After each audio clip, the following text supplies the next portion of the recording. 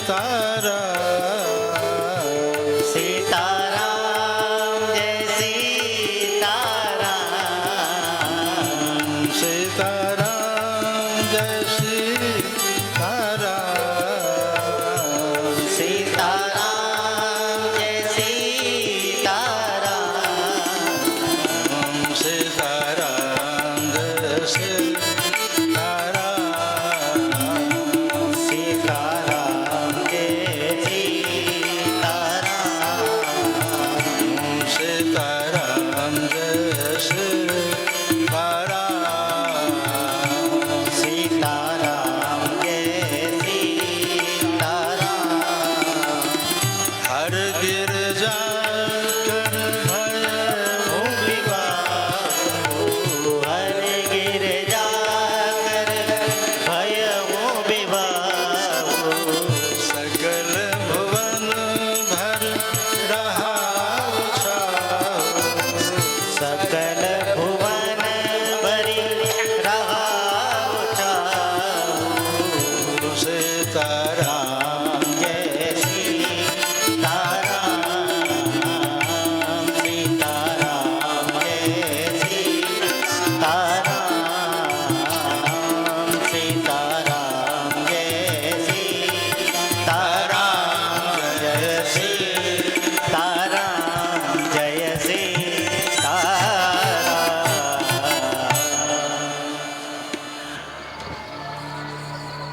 मंगलमय विधान के साथ भगवान शिव पार्वती का विवाह संपन्न हुआ। दाइज दियो बहुभांति खूब दहेज वगैरह मिला, लेकिन भगवान शिव ने वहीं वितरण कर दिया। शिव जी ने कहा कि ढोने की आदत तो मेरी है नहीं, एक दे गया एक ले गया, हमारा क्या गया। तो वहीं सभी दहेज में जितने सामान मिले थे सब बांट दिया शिव जी ने। और कैलाश के शिखर पर नवदंपति का स्वागत हुआ है। करहीं विविध विधि भोग विलासा गणन समेत वसई कैलासा। तब जन्मेऊ खड़वदन कुमारा तारुक असुर समर जय मारा। पार्वती जी ने एक पुत्र रत्न को जन्म दिया जिनका नाम था स्वामी कार्तिक। कार्तिक 5 साल की अवस्था में तारुकासुर का वध किया है। इनके शौर्य और पराक्रम को देखकर देवताओं ने एक पद दिया है। जैसे आज कल इस कुंभ महापर्व के अवसर पर सभी परंपराओं में पद दिया जाता है।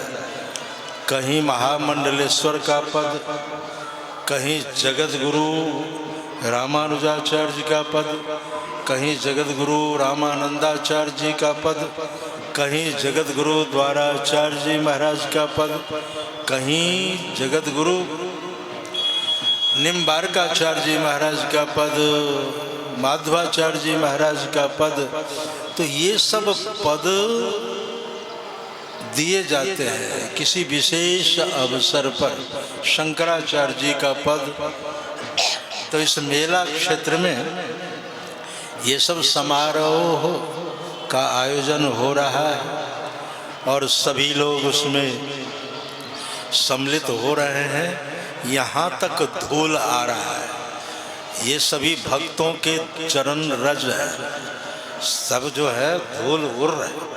नीचे की धूल को पानी से उसे दबाया जा सकता है, लेकिन आकाश से जो है धूल बरस रहा है वो सीधे नासिका में प्रवेश करेगा, नाक जाम होगा, गला जाम होगा। अब ये सब कार्यक्रम शुरू हो गया। तो अब ये तो भगवान की कृपा है, चारों तरफ से ढका हुआ है, फिर भी द्वार से आ ही रहा है। तो ये अवरोध डालता है। इसलिए हम चाहेंगे कि द्वार पर जो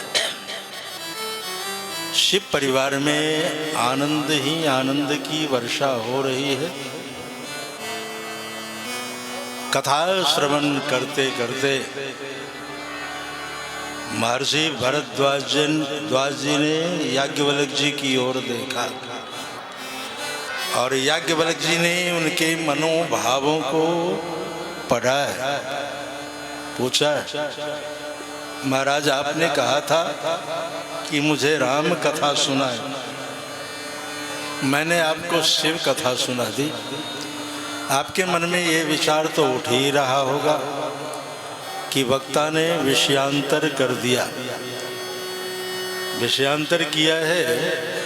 हमने पूछा राम कथा के विषय में, सुना दी शिव कथा।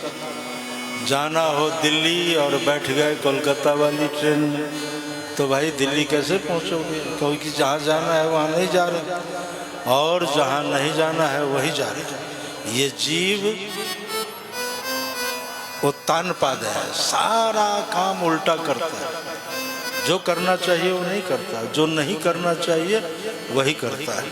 परिणाम बड़ा घातक। आपने सोचा होगा कि ये राम कथा सुनाएगा, लेकिन हमने जानबूझ करके आपको शिव कथा सुनाई है। क्यों सुनाई है? क्योंकि बिना आपकी गतिविधि देखे कैसे कोई मार्गदर्शन करेगा? पिता पुत्र को कब अधिकार देता है? जब उसे विश्वास हो जाता है कि मेरे जाने के बाद भी ये घर संभाल सकता है, परिवार संभाल सकता है, तो उसको अधिकार दे देता है, उसके नाम जायदाद कर देता है, सब कुछ उसे दे देता है। लेकिन अगर पिता को विश्वास नहीं हुआ तो वो बेदखल भी कर देता है, उसको निकाल बाहर भी कर देता है कि तू इसका अधिकारी नहीं है। ये तो अपना व्यक्तित्व है। आदमी अपने व्यक्तित्व से ही उत्थान की ओर बढ़ता है, और वो उसकी गतिविधि समाज के सामने, परिवार के सामने, समाज के सामने, देश के सामने प्रकट हो जाता है कि ये कैसा है, इसका व्यक्तित्व कैसा है। तो गतिविधि देख करके ही अधिकार दिया जाता है। सासू को विश्वास हो जाए, बहू घर संभाल लेगी, चाबी दे देती। और उसको जब तक विश्वास नहीं होगा नहीं देगी। तो बिना गतिविधि देखे मैं कैसे आपको राम कथा सुनाऊं? इसलिए हमने जानबूझ करके शिव कथा सुनाई। शिव जी क्या है? विश्वास। पार्वती जी क्या है? श्रद्धा। श्रद्धा विश्वास रूपिणो आदौ श्रद्धा। श्रद्धा बिना धर्म नहीं हुआ।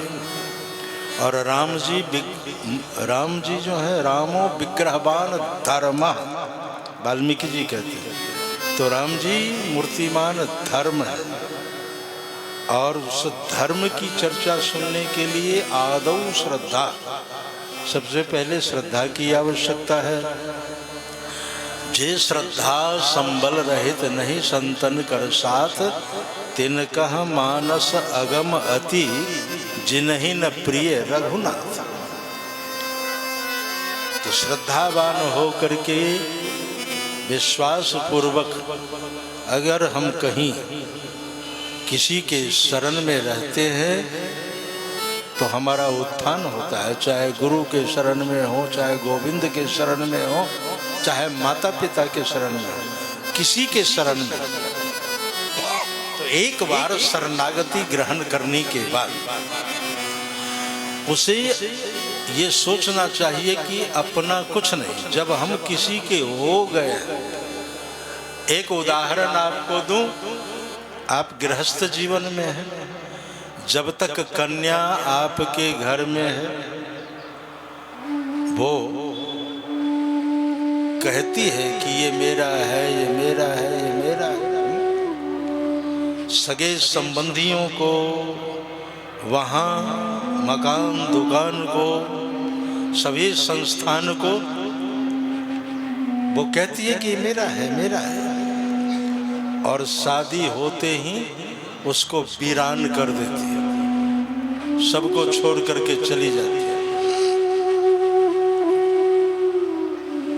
उसी समय माता पिता को ध्यान रखना चाहिए। यही तो है, गृहस्थ जीवन में भी ध्यान अगर दो तो वहीं से नवजीवन का शुरुआत हो जाए। पुत्री का हाथ उसके पति के हाथ में सौंप दिया।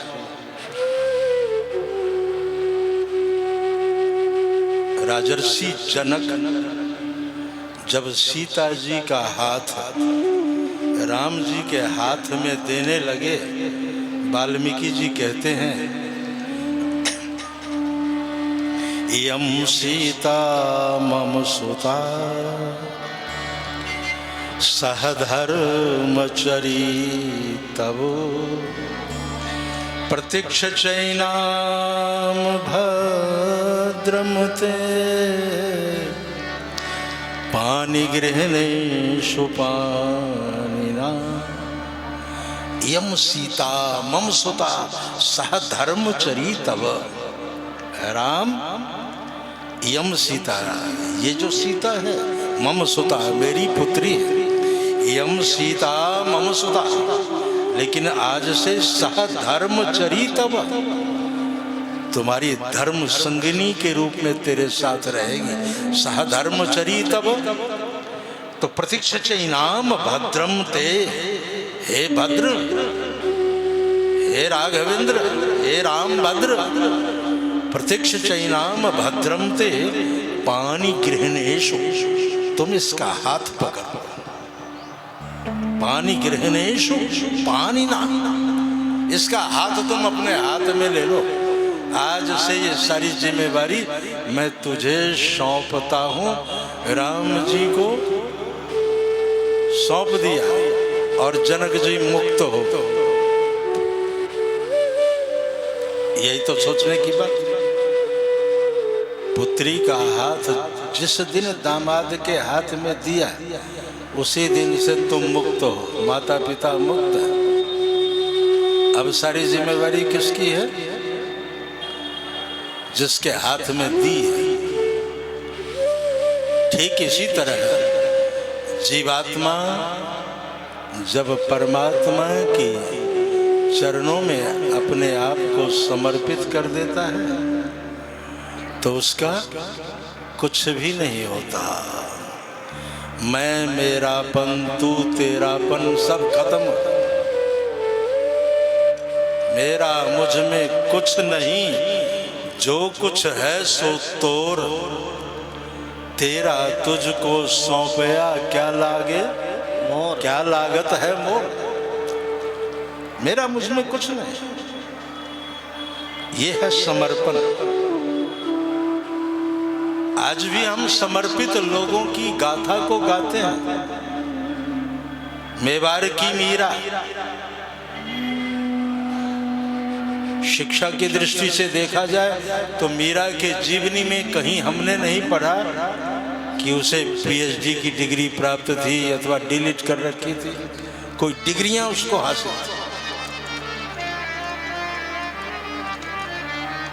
लेकिन वो समर्पित थी। बचपन में ही समर्पित हो गए।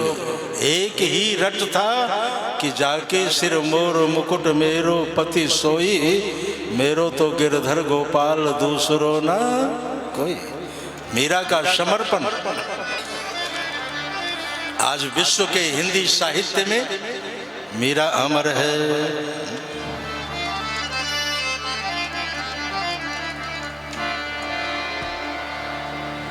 मीरा नित्य भगवान का दर्शन करती, और जिस दिन नहीं दिखाई दे उस दिन उसकी जिह्वा गा उठती।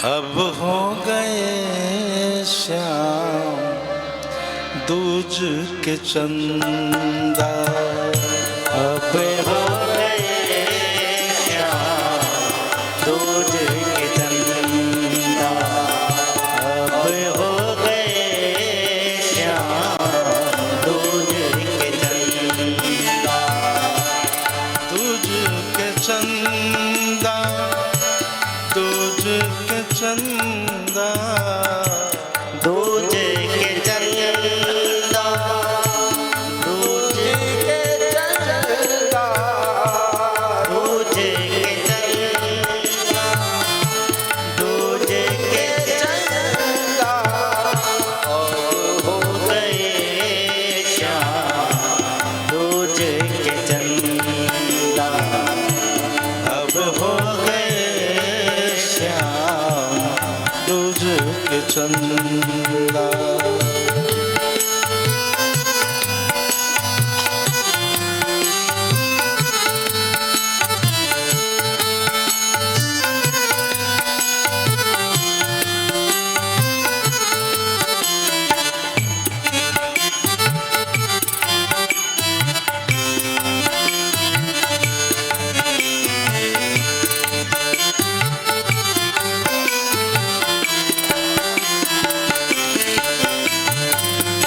अब हो गए श्याम दूज के चंदा, अब हो गए श्याम दूज के चंदा। दोतिया का चांद, दूज मतलब एकम, दूज कहते हैं, द्वितीया कहते हैं, तृतीया, चतुर्थी, पंचमी, षष्ठी, ये सब तिथियां हैं। द्वितीया का चांद भगवान शिव के बाल पर, भाले बाल विधुर गले च गर्लम यस्यो रसि व्यालराट। पूज्यपाद गोस्वामी जी ने एक श्लोक में चित्रण किया है, भगवान शिव के बाल पर वो द्वितीया का चांद है। हमारे भारतीय वाङ्मय में अगर द्वितीया का चांद दिख जाए तो हम उसे भगवान शिव का स्वरूप समझ करके अभिनंदन करते हैं, वंदन करते हैं। अन्य धर्मों में इसी को ईद का चांद कहते हैं, अपनी अपनी मान्यता है। तो जैसे दूज का चांद कभी दिखता है कभी नहीं दिखता है, बहुत कम दिखता है, उसे देखने के लिए लोग व्याकुल रहते हैं। मीरा जी ने भगवान के साथ जोड़ा है। मीरा जी की उदात्त भावना को देखो, उनकी भावनाओं को देखो कि अब हो गए श्याम दूज के चंदा। जो दिन रात तुम्हारे साथ रहता है, जीते जी तुमने उसका केयर नहीं किया, चाहे माता हो, पिता हो, पति हो, पुत्र हो, सगे संबंधी हो, गुरु हो, गोविंद हो, जीते जी तुम नहीं समझ पाए।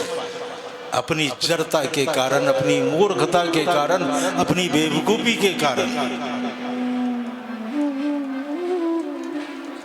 जब तुम उससे दूर हो जाते हो तो तुम्हारे खाते में सिर्फ आंसू के सिवा और कुछ नहीं बचता है। और भीतर से एक ही आवाज आती है, आह मंद मन अवसर चूका। मेरे जीवन में अवसर मिला था, अवसर खोने के बाद पश्चाताप होता है। मन पछतई है अवसर बीते, अंतहु तो ही तजेंगे पावर, तू न तजे अवहीते। हम कर धन धाम सवारत, बचे न काल बलीते। मन पछतई है अवसर बीते, बहुत पछताता है। और ऐसे नहीं, गोस्वामी जी मोहर लगाते थे, सो परत्र दुख पावै अत्र तत्र परत्र एक शब्द में लोक परलोक दोनों की बात कर दी। सो परत्र दुख पावई सिर धोनी धोनी पछताए, काल ही कर्म ही ईश्वर ही मिथ्या दोष लगा। अपनी गलती नहीं स्वीकार करेगा, ये जड़ों का स्वभाव होता है। किसके ऊपर दोषारोपण करेगा? काल ही, समय ही ऐसा था कि मेरे साथ हो, समय ने हमारा नुकसान करा दिया। समय के ऊपर दोषारोपण, काल ही। अब उससे छूटेगा क्योंकि किसी ने कह दिया समय तो अनुकूल था, समय तो बढ़िया था, तूने लाभ नहीं उठाया, तो कहेगा कि हमारे कर्म ही कुछ ऐसे थे। काल ही कर्म, कर्म के ऊपर दोषारोपण करेगा। काल ही कर्म ही, और काल कर्म से अगर छुटकारा मिला तो ईश्वर ही। हम तो अपनी ओर से सब ठीक ही कर रहे थे, लेकिन ईश्वर ने बिगाड़ दिया। जीवों का स्वभाव है, बन गया तो मैंने बनाया है? और अगर नुकसान हो गया तो ईश्वर ने करा दिया। बस ये जीवों का स्वभाव है। लोक धर्म में भी देखो ना, घर में कोई बहू आई और उसको कह दिया गया कि आज का भोजन तू बनाएगी। अब वो अगर बनाई बढ़िया और खाने वाले ने खूब प्रशंसा की, आज सब्जी किसने बनाई, आज सब्जी किसने बनाई, जब चर्चा हो कि आज की सब्जी जो है वो तो बहू ने बनाई है। अब बहू की प्रशंसा घर वाले कर रहे हैं क्योंकि भाई बहुत बढ़िया बना है, बहुत बढ़िया बना, तो कहीं ना कहीं से सासु टपकेगी जरूर और कहेगी बनाई तो इसी ने है, लेकिन बनाने की विधि मैंने बताई। अगर मैं नहीं बताई होती तो फिर इसके पास अकल कहाँ कि ये बना सके। मैंने बनाया, मैंने बनाया, और नुकसान हो गया तो ईश्वर ने करा दिया। काल ही कर्म ही ईश्वर ही मिथ्या दोष लगाए। ऐसे जीवों के लिए गोस्वामी जी कहते हैं, सो परत्र दुख पावै सिर धुन धुन पछता, काल ही कर्म ही ईश्वर ही मिथ्या दोष लगाई। मिथ्या झूठा, झूठा आरोप जो है लगा। इसलिए बड़भागी हैं लोग जो वास्तविकता को समझ लेते हैं। जीवन को जानो, उसके बाद जियो। जानी हुई चीज, पहचानी हुई चीज सुखदायी है। अनजाने में तुम ठगे भी जा सकते हो, अनजाने में तुम्हारे साथ कुछ भी हो सकता है, लेकिन जान पहचान तो जान पहचान, ईश्वर से भी जान पहचान करनी पड़ती है। बचपन में माता पिता को जानते हो, सयाने होने के बाद रिश्तेदारों को जानते हो, सबको जानने की चेष्टा करते हो। गृहस्थ जीवन में सुख शांति नहीं मिली तो गुरु के चरणों में जाते हो, गुरु को जानते हो, और जानने के बाद व्यवहार करोगे तुम्हारा उत्थान। फिर गोविंद को जानो, गुरु की कृपा होगी तो गोविंद को जान जाओगे, और गोविंद के विषय में जानकारी हो गई तो जन्म और जीवन दोनों सफल होगा। जन्म का फल क्या है? मिल जाएगा। जीवन का फल क्या है? मिल जाएगा। जीवन तो हर कोई जीता है। खाने को वृक्ष नहीं खाते क्या? पशु नहीं खाते? वो भी खाते हैं, वो भी सोते हैं। सारे क्रिया कर्म जो है पशुओं के जीवन में भी है, लेकिन मनुष्य की विशेषता है। लिखा है रामायण में, हित अनहित पशु पक्षी उजाला, हित अनहित पशु पक्षी उजाला,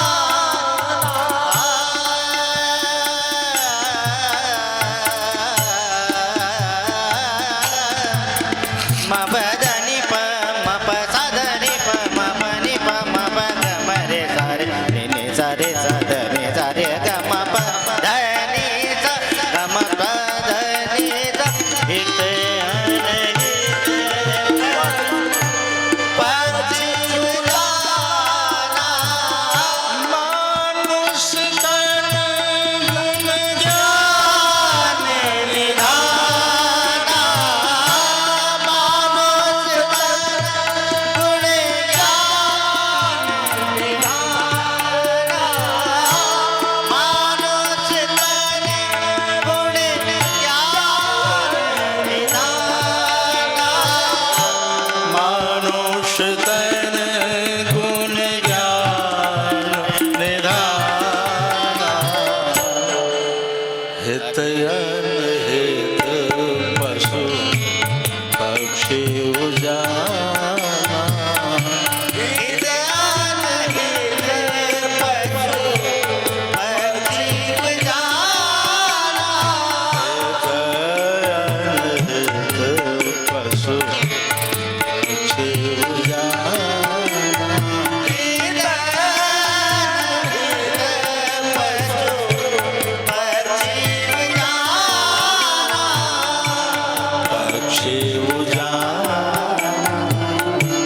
पक्षी उजाला, पक्षी उजाला। पंक्ति के भाव स्पष्ट है। हित अनहित दोनों शब्द हैं। एक हित के पीछे अन लग गया है। ये सब संस्कृत ग्रामर की बातें हैं। जैसे इंग्लिश ग्रामर है, हिंदी ग्रामर है, वैसे संस्कृत ग्रामर है। अन प्रत्यय भी है। हमने पूर्व में बताया था कवर्ग, चवर्ग, टवर्ग, तवर्ग, पवर्ग, जितनी वर्णमालाएं हैं उन शब्दों का स्थान है, प्रयत्न है। अनुस्वार से अर्थ बदल जाता है, विसर्ग से अर्थ बदल जाता है, हल से अर्थ बदल जाता है। बैठो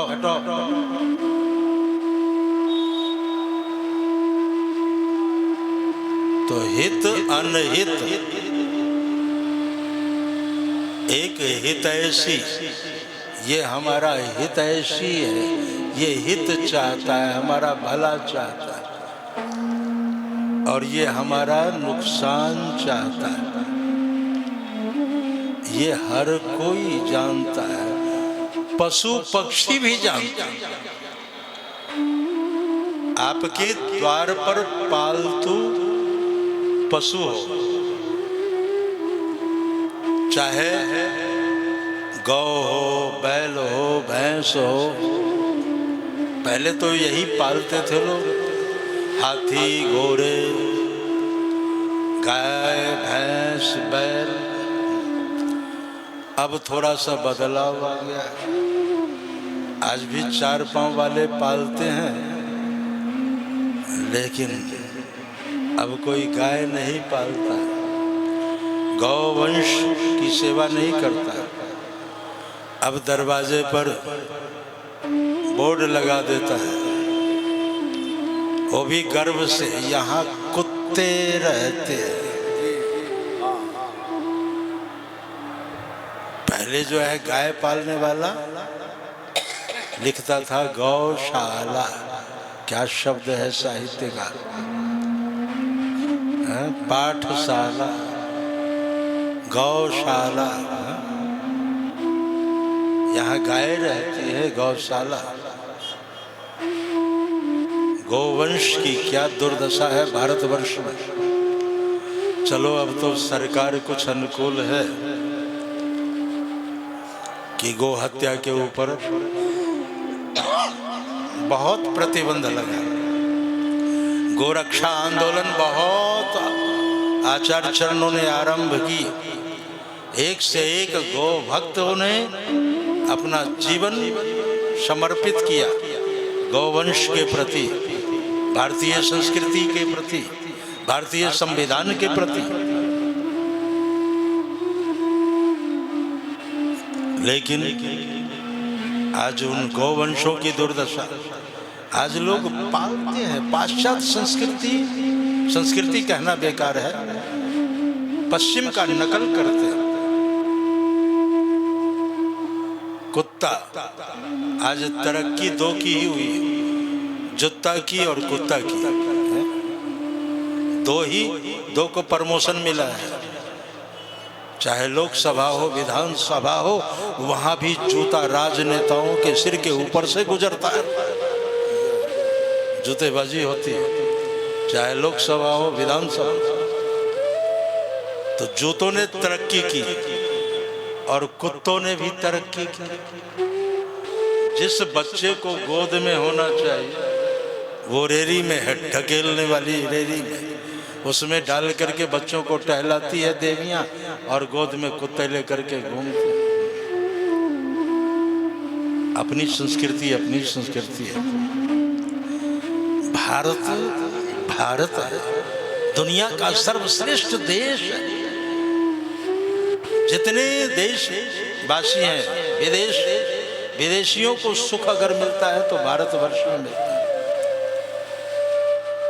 वहां के परिधान में आते हैं और यहाँ धोती कुर्ता पहन करके शिखा चोटी रख करके तब यहाँ से जाते हैं। बताओ, यही तो आदान प्रदान है।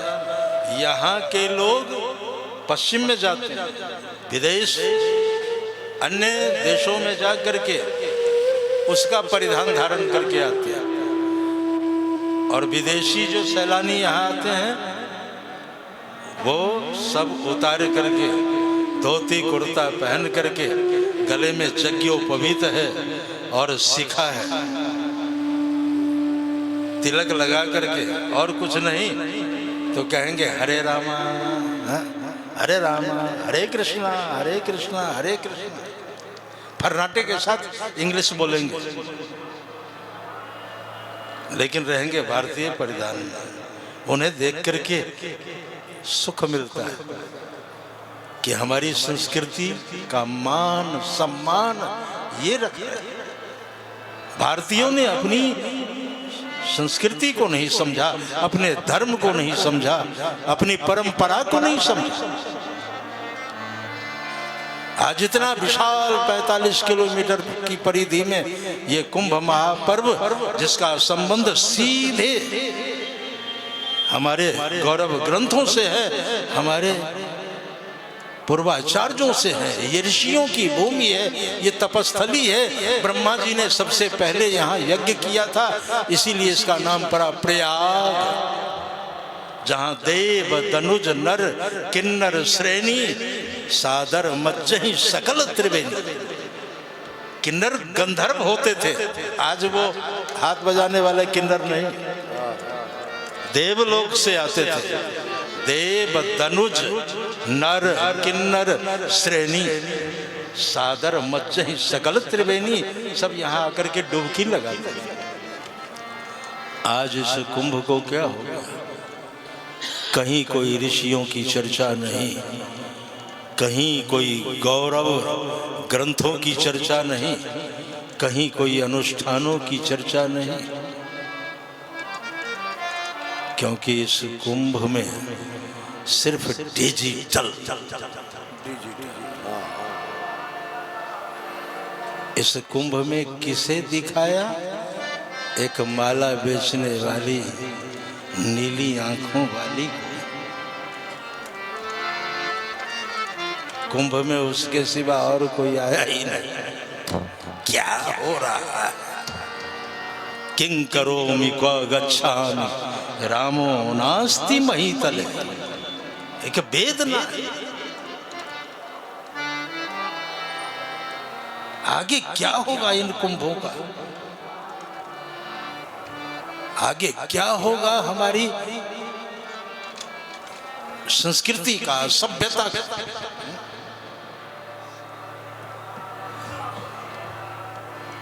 सबसे श्रेष्ठ सभ्यता और संस्कृति भारतीय संस्कृति, और आज उस संस्कृति को मटिया मेट करने में लगे हुए ऋषियों की परंपरा है। एक बार फिर कहे, ऐसे नहीं लोग गाते थे, जहां डाल डाल पर सोने की चिड़िया करती है बसेरा, वो भारत देश है मेरा।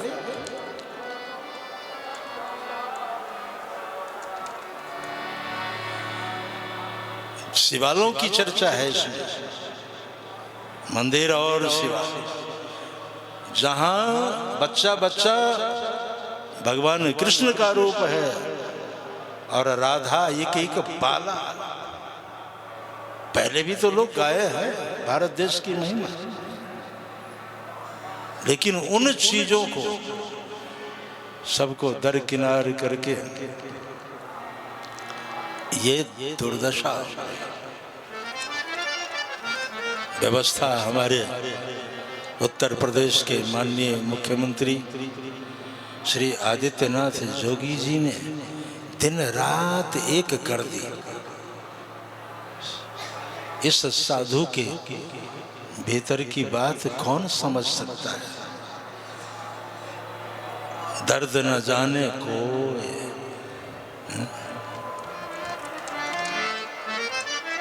ये संत हृदय मक्खन की तरह है। साधु का कोई स्वार्थ नहीं होता, निस्वार्थ है वो। इतनी सारी व्यवस्था की है, निस्वार्थ व्यवस्था की, दिन रात लगा हुआ, लेकिन फिर भी दोषारोपण ये स्वभाव है। जो हित करेगा उसका ही लोग अनहित सोचते, क्योंकि जिसमें पशुता है, जो पशुवत जीवन जी रहे हैं, उनको अपनी ही तरह दुनिया दिखाई देती है। चोरों को सारे नजर आते हैं, बड़ी प्रसिद्ध कहावत।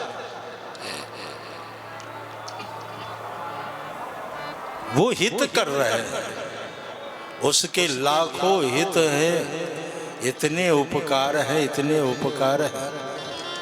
आज उनकी कृपा है कि पांडाल में बैठे हो, आज उनकी कृपा है कि रोड पर चल रहे हो। ये 10 साल से अगर हिंदू समाज बचा हुआ है तो इन दोनों की मुख्य भूमिका है। भारत माता ने इन 2 ऐसे सपूतों को हिंदू समाज की सुरक्षा कवच बना के भेजा है। केंद्र में वो भी फटकनाथ गिरधारी, ना लोटा ना थारी, मन में लहराता है तो कहते हैं थैला उठाऊंगा चलता बनूंगा। प्रदेश वाले जो है वो कहते हैं कि मेरा कोई शौक नहीं है। वो तो पहले से राजा है, महाराज। महाराज की उपाधि सबको नहीं मिलती। आदित्यनाथ जोगी जी महाराज हैं, पहले से एक मठ के मठाधीश हैं, गोरक्ष पीठ की पीठाधीश्वर, जिनके यहाँ हजारों लोग आज से नहीं, पहले से भी नित्य भोजन पानी करते हैं, सारी व्यवस्था है। उनके कई हॉस्पिटल्स हैं पहले से, उनके गुरु परंपरा की। जीवन में कुछ है नहीं, बस समाज की सुरक्षा के लिए, धर्म की सुरक्षा के लिए, अपनी संस्कृति की सुरक्षा के लिए सिर्फ वो एक कार्य कर रहे हैं। एक पद की गरिमा को ध्यान में रखते हुए और अपने धर्म के प्रति निष्ठावान। आपने बहुत से नेताओं को देखा होगा कि तुरंत वेश बदल लिया, कहीं गए टोपी लगा लिया, कहीं कुछ लगा लिया। ये जो परिधान शुरू से है, अभी तक है, आगे भी रहेगा, क्योंकि अपने धर्म के प्रति आस्थावान। ऐसे लोगों को क्या कहें जो यहां भी आकर के राजनीति का अखाड़ा बना दिया जाए, जैसे अपनी कोई ठिकाना नहीं। ऐसे लोग कहते हैं कि इस्तीफा देनी चाहिए। अरे तुम पहले अपने भीतर टटोलो, है? किस राइट से, क्या अधिकार है तुम्हारे पास कि तुम इस्तीफा मांग सको? अपना पता नहीं, लेकिन राजनीति हर कोई यहाँ हाईलाइट होने के चक्कर में कि किसी तरह लोग हमें जाने। घटम भित्वा पटम छित्वा कृत्वा गर्धव रोहनम येन केन प्रकारेण प्रसिद्धो मनुजो भवेत्। हर कोई चाहता है कि मुझे कोई जाने। अब कैसे जाने? कोई देवी मटका लेकर के जा रही है पानी की, घटम भित्वा, उसमें कंकरी मार दी, स्वाभाविक है वो गाली गलौज करेगी, 150 लोग इकट्ठे हो जाएंगे। क्या हुआ क्या हुआ? कम से कम 150 लोग तो जाने। घटम भित्वा पटम छित्वा, किसी का वस्त्र ही छीन करके भाग गए। घटम भित्वा पटम छित्वा कृत्वा गर्धव रोहन, और नहीं तो चौराहे पर जो है गर्धव रोहन करे। एन केन प्रकारेण प्रसिद्धो मनुजो भवेत्। तो ये है जो हित करता है उसी का अनहित करते हैं लोग। हित अनहित पशु पक्षी जाना, हित अनहित पशु पक्षी जाना, हित अनहित पशु पक्षी जाना, हित अनहित पशु पक्षी जाना, मानुष तन गुण ज्ञान निधाना, मानुष तन गुण ज्ञान निधाना, मानुष तन गुण ज्ञान निधाना। आहा, हित अनहित पशु पक्षी जाना, हित अनहित पशु पक्षी जाना, हित अनहित पशु पक्षी जाना। हित अनहित पशु पक्षी जाना। हमारा हितैषी कौन है? हित, और उसमें एक हित के पीछे लग गया है अन्न। हित अनहित पशु, पशु भी जानते हैं, पक्षी भी जानते हैं। आज आकाश में आपको पक्षियों की आवाज सुनाई दी होगी। ये टिट्टिव जो है ना, ये पक्षी सब ये जमीन में ही अंडे देते हैं। ये जो आकाश में उड़ रहे हैं, अब बेचारे घूम रहे हैं कि 2 महीने से कब्जा किए बैठा है सब। ये कब पांडाल वगैरह उखाड़ के ले जाएं ताकि हम अपना काम, तो यहाँ तो सभी आएंगे।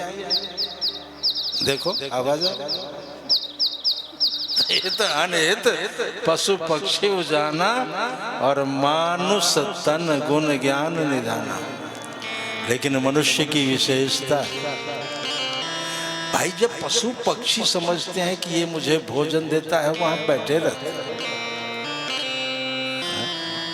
एक कुत्ता आप पालो, रोज उसको रोटी दो, आपके दरवाजे पर बैठा रहेगा। और कोई अगर बाहरी आएगा तो वो भौंकता है, भाई तुम कहां से आए, और बिना परमिशन के कहां जा रहे, वफादार होता है।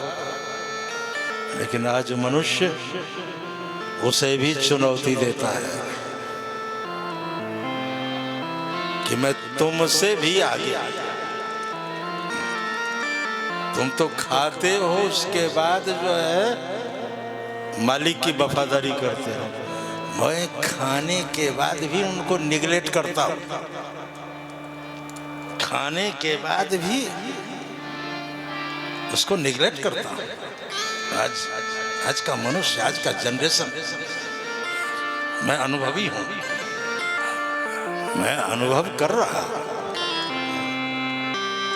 कि ये कैसे इनका जन्म हुआ, किस नक्षत्र में जन्म हुआ।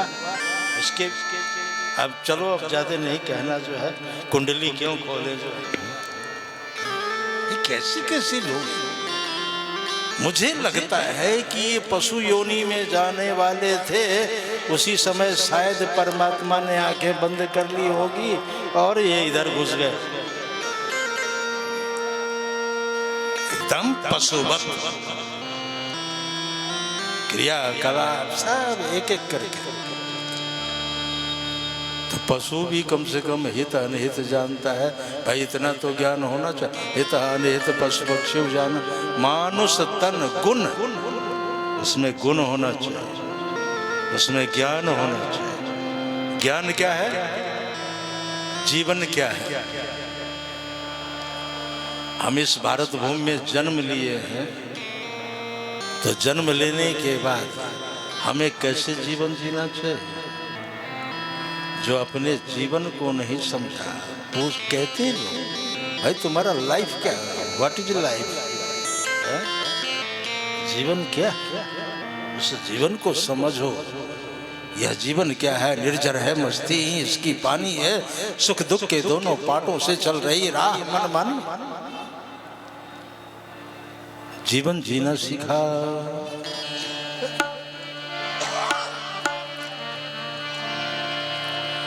तो जीवन या तो अपने ढंग से जियो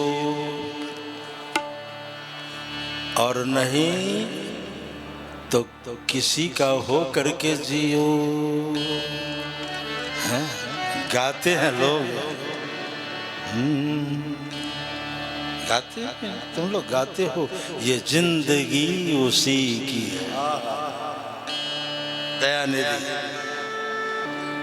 तो ये जिंदगी उसी की है जो किसी का हो गया।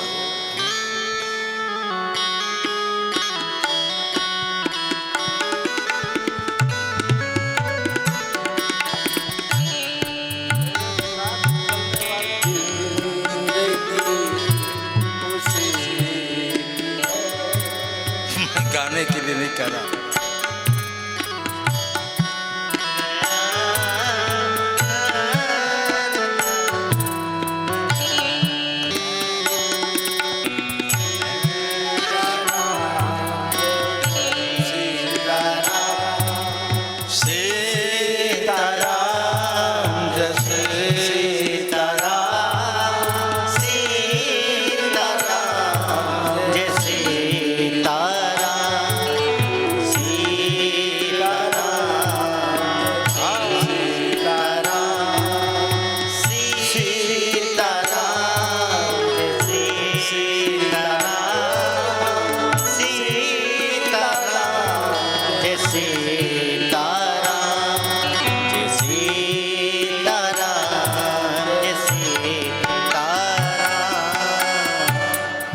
जिंदगी जीने का ढंग बड़ा अनोखा है, किसी का हो गया।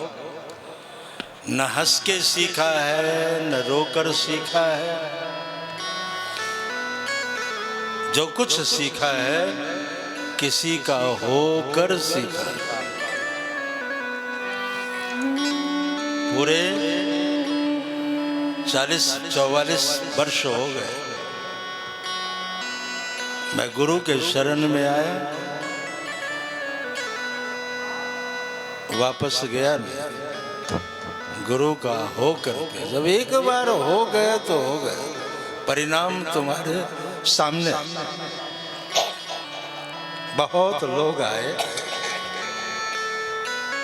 किसी के जीवन में खोट रहा होगा, किसी के जीवन में नोट रहा होगा, किसी के जीवन में चोट रहा होगा, किसी के जीवन में ओट रहा होगा, किसी के जीवन में वोट रहा होगा। बहुत सारे जीवन, बहुत सारी जिंदगियां आई मेरे सामने, अपनी अपनी प्रकृति के अनुसार। कोई नोट लेके चला गया, यहाँ भी यही है। कोई कमा के जाएगा, कोई गमा के जाएगा, कोई जमा के जाएगा, है? कोई थमा के जाएगा। यहाँ यही सब। और कई ऐसे हैं जो सिर्फ नहा के जाएगा, कई ऐसे हैं कि सिर्फ नहा के जाएगा। अपनी अपनी प्रकृति है। तो यहाँ आने के बाद भी अगर जीवन में बदलाव नहीं आया, कुछ नहीं मिला, अब क्या लेने आए हो ये तुम्हारे ऊपर मिलने को। तो यहाँ 4 ही पदार्थ भरा भंडारू, तीर्थराज प्रयाग के पास अर्थ धर्म काम मोक्ष सब कुछ है, सब कुछ। लेकिन मिलता उसी को है जिसकी जो प्रकृति होती है। कोई अर्थ लेने आया है कि धर्म लेने आया है, काम लेने, मोक्ष लेने, क्या लेने आया है उसके ऊपर निर्भर करता है। बर्भागी लोग हैं जो यहाँ लेना चाहिए उस विषय में जानते हैं, और जो जान जाते हैं उनका आना भी सफल हो जाता है, उनका जीना भी सफल हो जाता है, उनका जन्म भी सफल हो जाता है। सब में सफलता ही हाथ मिलती है उनको। इसलिए यहाँ आए हो, आज 2 दिन शेष रह गया, क्योंकि अब तो चढ़त फागुन माह, अब तो फागुन आने वाला लग ही गया है। बसंत पंचमी,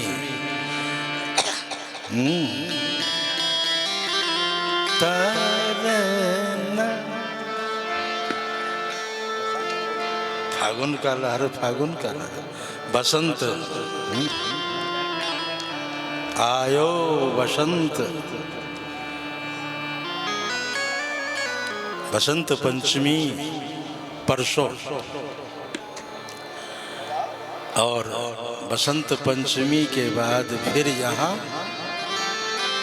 सन्नाटा ही सन्नाटा दिखाई देगा। परसों ठीक 9 बजे एक सूचना दे देता हूँ। कथा वार्ता तो जब भी बैठ जाए सुना ही दूंगा, देश काल परिस्थिति के अनुसार भी चल पड़ूंगा। लेकिन परसों ठीक 9 बजे इस पांडाल में सभी बैठ जाना है। कुछ लोग द्वार पर, कुछ देवियां जिसको ज्ञान है, नहीं तो हमसे ले लेगा। हमसे अगर ले ले तो अधिक नहीं तो दो इस तरफ, दो इस तरफ। मकामा वाले ध्यान दें, दो इस तरफ, दो इस तरफ। पुरुष भी दो, तीन इस तरफ, तीन इस तरफ। 3 3 6 4 10, 10 की संख्या हो। 2 देवियों की इधर, 2 इधर, 3 पुरुषों की इधर, 3 इधर। राजेश ये व्यवस्था बनाएगा और सबके हाथ में पुष्पों की पंखुड़ियाँ होगी, ठीक है। और जो भी पूज्य संत आएंगे, जगत गुरु आएंगे, शंकराचार्य जी आएंगे, रामानुजाचार्य जी आएंगे, निम्बारकाचार्य जी आएंगे, वल्लभाचार्य जी आएंगे, और जैसे वो प्रवेश करें पांडाल में, उनके ऊपर पुष्पों की पंखुड़ियों का हल्का हल्का, क्योंकि बहुत, इसलिए हल्का हल्का एक विधि यहाँ तक लाएंगे। यहाँ पूज्य श्री गुरुदेव भगवान, जिनकी कृपा से उनका ये तोता बोल रहा है, मैं अपने गुरु का तोता हूँ। आई बात समझ? हाँ, तोता जितना सुनता है उतना ही बोलता है। हमने गुरुदेव से जितना पढ़ा है, जो सुना है, वही तुम्हें सुना रहा हूँ। अब और तो मुझे कुछ आता भी नहीं, मैं पढ़ा लिखा भी नहीं, 3 क्लास पास। हाँ, तो जो कुछ मैं सुनाता हूँ ये मेरे गुरु की वाणी है। तो गुरुदेव का षष्ठम मतलब छठा जो है वैकुंठोत्सव है। 6 साल हो गए। 2019 के अर्ध कुंभ में महाराज जी ने इसी भूमि में घोषणा की थी कि ये मेरा अंतिम कुंभ है, क्योंकि योगियों को पता होता।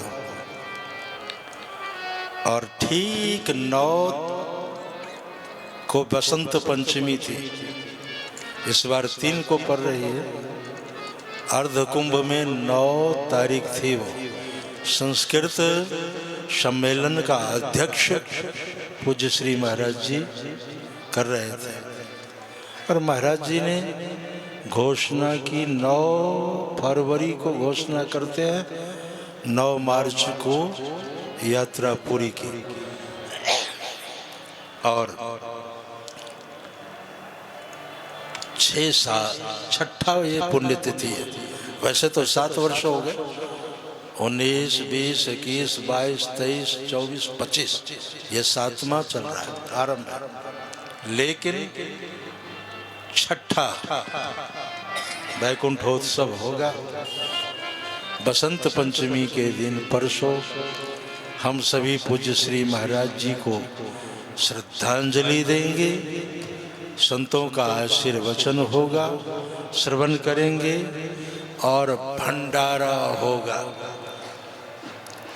भंडारा जो है बड़ा विशाल है। बसंत पंचमी के दिन बहुत से महात्मा लोग